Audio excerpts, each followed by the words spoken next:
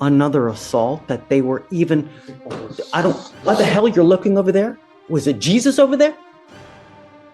I have Mr. Fox, and was just seeing if you would lower his bonds or maybe give him a personal bond. He is retired, and then he's also on a deferred for terroristic threat. Oh my God, Mr. Fox picked up on the case. This Yes, Mr. Judge. Fox. Yes, Judge, and he did tell me that you would be... The courtroom is silent, the stakes impossibly high. On one side, a man with a tangled past, deferred judgments, probation that didn't stick, treatment that never happened. On the other, a system that says enough is enough. Today's hearing isn't just about bond money or legal conditions. It's about whether society can trust a man who's been given chance after chance.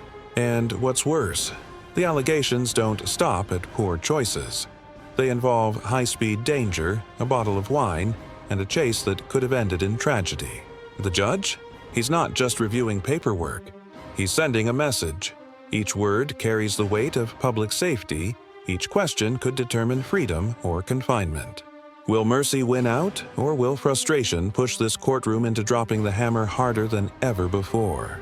Stay with me, because this hearing isn't routine. It's a ticking clock, building toward a decision that will either redeem or destroy what's left of this man's freedom. Instead of getting the treatment that was needed and necessary at the time, because that's what we were supposed to do, he's now picked up a DWI and a felony evading.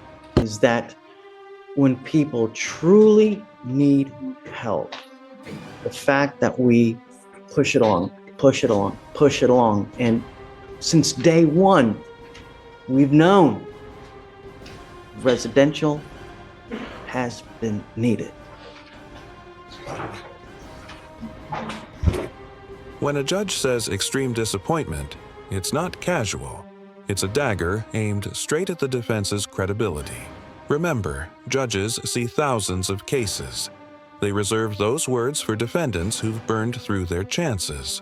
Here, the court is essentially saying, we gave you the map and you refused to follow it. The promised treatment never happened, the system bent but never delivered. And now every excuse sounds hollow. But here's the cliffhanger. Is this disappointment enough to justify crushing bond conditions, or is it the prelude to one final shot at redemption? Judges walk a tightrope, mercy versus public safety. And right here, you can feel which way the balance is starting to tilt. And attempted to initiate a traffic stop by activating lights and sirens. The defendant failed to stop and engaged officers in a 13-mile pursuit. When officers made contact, they observed the defendant step out of the driver's side of the vehicle, and the officers observed a strong odor of an alcoholic beverage, slurred speech, red glassy eyes, and unsteadiness. The defendant admitted to drinking a bottle of wine and taking a Zoloft. During search of the vehicle, the officers found an empty bottle of wine and a sonic cup that contained a liquid smelling of alcohol. Alcohol in the car? Yes, Imagine Judge. the scene. Sirens blazing, lights flashing, a chase stretching nearly 15 minutes. This isn't a traffic stop. It's a pursuit that could have ended with lives shattered on the pavement. And then the defendant admits it. A bottle of wine, plus meds, glassy eyes, slurred speech. It's the textbook setup for disaster. But here's where it gets terrifying. Under Texas law, this isn't just reckless driving. It's a felony that carries years behind bars. 2 minimum. Then maximum, 1 moment of chaos, and suddenly the defendant's entire future hangs by a thread. And the question we're left with is chilling. Was this man simply careless? Or was he one bad decision away from tragedy? I think that your bond at $15,000 on the DWI is wholly insufficient, and I'm going to raise that to $50,000. I'm also going to raise the terroristic threat, the probation that you're on now. I'm also going to raise that to $50,000 and $50,000 and 1, 2, 3. How many cases does he have in Fort Bend open? I know he has one DWI, but what else does he have? I believe it's just the one DWI, Judge. But Alex is gonna double check for us. And also, Judge, the complainant in the terroristic threat case did reach out to the felony prosecutor because she saw that the defendant had been arrested. She is currently filed for divorce from the defendant, and she is requesting the refusal. No breath test. No roadside exams. Just a flat-out no. In the courtroom, that silence speaks louder than words. Prosecutors love it, juries hate it, and judges see it as defiance. But officers didn't stop there. They went to a judge, secured a blood warrant, and made sure evidence would be pulled straight from the defendant's veins. That moment transforms the case. Why? Because once a blood warrant is signed, there's no hiding behind what-ifs. The truth will come out in cold, scientific numbers. Will it reveal a man over the limit? Or something even darker? That's the kind of cliffhanger that can make or break not just a case, but a life. So she does not want any contact with him as far as... Okay, so Mr. Fox, you're not to have contact with the complaining witness and the terroristic threat. You're not to go with where they live, work. She just said that I'm not going to live there. I mean, we talk every day that I'm You're sitting not there. even, no. I mean, she doesn't want to have contact with him? No, that's not what she said. I'll judge. And when did she call the DAs? She emailed on November 21st. So I think that she saw that the new charges had been filed. She was just concerned. She expressed concern to the public prosecutor that if the defendant is released to his home address, that's where she's currently staying, and they are going through a divorce. I don't think she'd said anything about no contact between the two. She just requests that he's not sent, Okay, so I won't do the no contact then. Okay. Okay, I want to have a hearing on this ASAP. I'm not waiting anymore on the stuff from... You can hear the shift in the judge's voice. This is no longer negotiation, it's command. The court lays it down. No driving, no exceptions. Ankle monitor, SCRAM device, house arrest, and then the thunderbolt. A bond increase skyrocketing from $15,000 to $50,000. It's the legal equivalent of slamming the gavel straight into the table. This isn't about punishment alone. It's about drawing a line in the sand. The message is crystal clear. One more slip, and you'll wish you'd taken your chance at freedom more seriously. But here's the tension. Can the defendant survive these crushing conditions?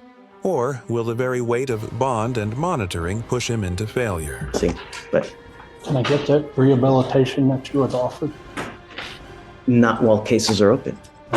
You have the case also that's open in Fort Bend as well. Yes, sir. I don't know what's going to happen in there. I'll tell you, those cases take even longer to resolve than here. Yes, sir. And then how are you going to be able to resolve that over there when you've got this stuff over here? So at some point, you're going to have to transfer over there, resolve stuff.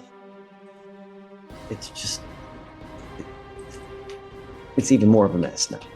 So, all right, I guess I'm going to have you put back now. I want to wait to see if we can get Mr. Butler here today. And then if not, we'll just roll it to tomorrow until we get him. And Judge, I have 2 more in custody. Okay, who's next? You are Aziel And just when you Gracia. thought it couldn't get more personal, the complainant steps in. Divorce papers filed. A request. Don't let him stay here, not under my roof. This isn't abstract anymore. This is raw, human conflict spilling into the courtroom. The judge's face hardens. Because here's the truth. House arrest isn't just about the defendant. It's about everyone forced to share that house. And when the very person divorcing him says, keep him away, the court has little choice. Now the tension isn't just legal, it's domestic. Will this man find anywhere else to stay? Or has the door to freedom been slammed shut by the one person who knows him Probable best? cause, you have the right to remain silent. Anything you say can or will be used against you, sir. If you cannot afford a lawyer be appointed to represent you. So before we start, was he in a PTI? Is that why this case is 1,000 days old? Yes, sir. He just has a few BIP classes left to finish the PTI. Okay. Okay, go for it. Judge. The officer was dispatched to a business in Harris County, Texas in response to a disturbance. Upon arrival, the officer observed the defendant grab another male aggressively, and the officer conducted a search on the defendant's person and found a loaded gun in the front pocket. The defendant is currently on bond for an assault family violence and has bond conditions in place prohibiting from possessing a firearm. Yeah, all right. Mr. Gracia, I'm going to find Enter Mr. Gracia, and the stakes skyrocket again. Why? Because he's not just in court for a violation. He was caught with a weapon, while already on bond for family violence. That combination is explosive. Judges don't see guns as neutral objects in cases like this. They see them as ticking time bombs. One argument, one wrong move, and the story shifts from assault to homicide. And the judge makes it crystal clear. Public safety comes first. The cliffhanger now? Whether this courtroom decides to give another chance, or whether the words bond revoked will end the story before it even continues.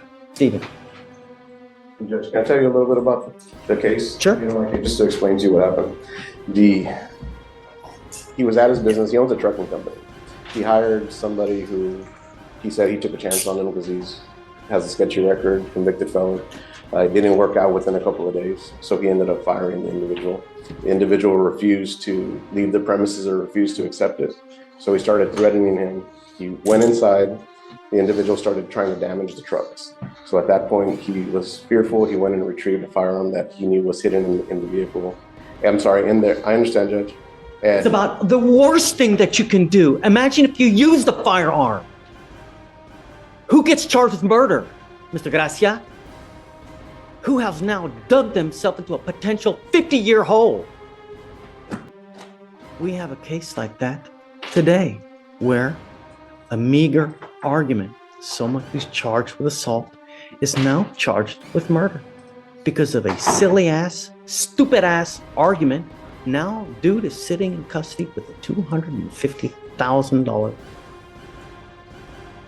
And he's been punished at this point, Judge. He's been punished for violating the bond by getting an entire new case on that. So as far as him going into custody for violating the bond condition, I would hope that you would take that into consideration, the fact that he has gotten punished on the bond violation already, and the fact that he's already had to hire a new attorney for two cases at this point, and it's probably going to affect the other case. So I would hope that you would continue supervision on that, just taking that into consideration. I truly appreciate your position, but you have an assault from 2019 of a family member. The following year, you pick up a violation of a protective order or bond condition. Now you have another assault that they were even, what the hell you're looking over there? Was it Jesus over there? You already have an assault of a family member that was dismissed as it is. You were lucky enough to even have this kind of an agreement where they're willing to dismiss a second assault of a family member, and now you pick up another violation of a bond condition. Eric, he doesn't get it. I understand, Judge. You don't get it. And now I have to show you we mean business. I think that you are utter and complete danger to public safety. And I will do everything in my power to protect my public in every single way. Because the last thing I want is you to pick up a murder case like we have here this morning. Someone else goes with you. Judge, one more thing. There's a bond condition on there that he's not allowed to return to that address. That address is his business. It's his place of business. The other person has no right to that address. So he hasn't worked for the last week and a half because there's a bond condition, I'm assuming from the magistrate, that doesn't allow him to go back to that business. Show me proof. I'd like to be Show able me to take proof. that. And, the proper, and you need to advise, the proper way to do things is you call the cops. Get it, Judge? Really. I mean, that's, if you own the business, you show it. I mean, how easy would it have been to just call police? I mean, he has a right to defend his property and Not while the case is open. He does, but not in that manner. It's one of those things where things happen quick and you have to make a decision. And when we're talking about trucks that are worth hundreds of thousands of dollars and things like that. 911, man. Really? How long do they take to get there, Judge? So Okay. They will still take his ass to jail, and then, you try to get restitution or whatnot. But So as far as the bond goes, can you set him a bond today? of course. So here's where it all lands. Two men, two very different violations, but one undeniable theme. The courtroom has no patience left for repeated chances.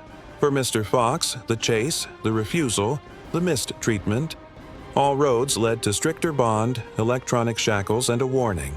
Freedom is conditional. For Mr. Gracia, the gun turned everything toxic. The court couldn't ignore the danger, not with a family violence history. And if there's one takeaway, it's this. In today's courts, leniency dies the moment you endanger the public. The gavel isn't just sound, it's finality. If you found this case as shocking as we did, smash that like button, drop your verdict in the comments, and don't forget to subscribe, because the next courtroom breakdown may be even more explosive.